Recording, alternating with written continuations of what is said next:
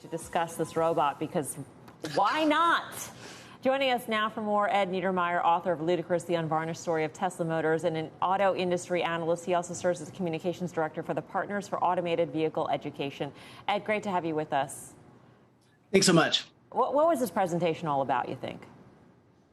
Well, I think on one level, I would say the most positive thing about it was that it really did give the public an opportunity to learn something about AI, or at least have some sense of some of the stuff that's happening, in the AI work that Tesla is doing. Elon Musk said that, cars are basically robots. I think becoming robots. And I think that definitely if you want to understand autonomous vehicle technology, you should think of them more as robots than cars. Of course, if you look at the history of robotics and sort of the products that have been successful and the products that haven't, I don't know that you would necessarily sort of leap straight to what I think they sort of announced with their robot. The robot, is this really just a way to get talent in the door? I mean, what do you really think they do with the robot, or is it just the practice of programming the robot will ultimately be applied to the vehicle and make the vehicle much more advanced in terms of autonomy? I would definitely think of it as sort of a project to attract talent rather than sort of a product. Look, humanoid robots have been part of our popular culture, our popular imagination for a really long time, and in fact, there's been work done on robots for a really long time. One particular project started in 2004. And led to SoftBank Robotics Pepper. It's a humanoid robot that was used in like customer service applications.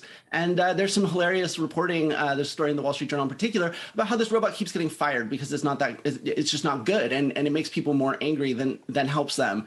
And I think that like generally also you can look at Boston Dynamics, which has been working for long time on this, these kinds of robots, and their main output is viral videos, which is great and important in this day and age. But like it's important to separate what is entertainment and what is something serious that's actually going to happen.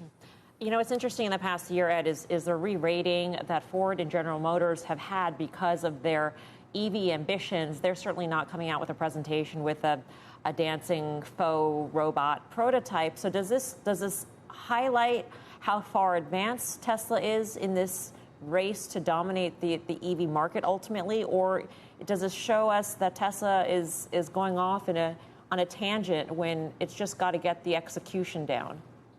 Yeah, I mean, first of all, I mean, historically speaking, Tesla is kind of now maturing into its status as a real automaker, because the major automakers started playing with humanoid robots in like the 1990s, and it's something they've been doing for decades. In fact, Hyundai owns Boston Dynamics now, which, by the way, Boston Dynamics is third owner. But look, Tesla has already taken on the world's hardest robotic task, and that's SAE level 5 autonomous driving.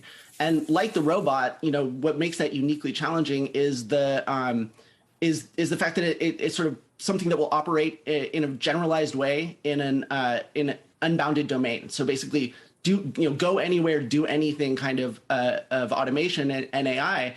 And like based on what we know about AI and robotics, like the products that have been successful, both in the autonomous vehicle space, but then also in sort of robotics, are when you take a problem that makes sense to automate and you build a robot specifically to solve that problem. That's literally the only like viable robotic product is the Roomba, and it's a fantastic example of that.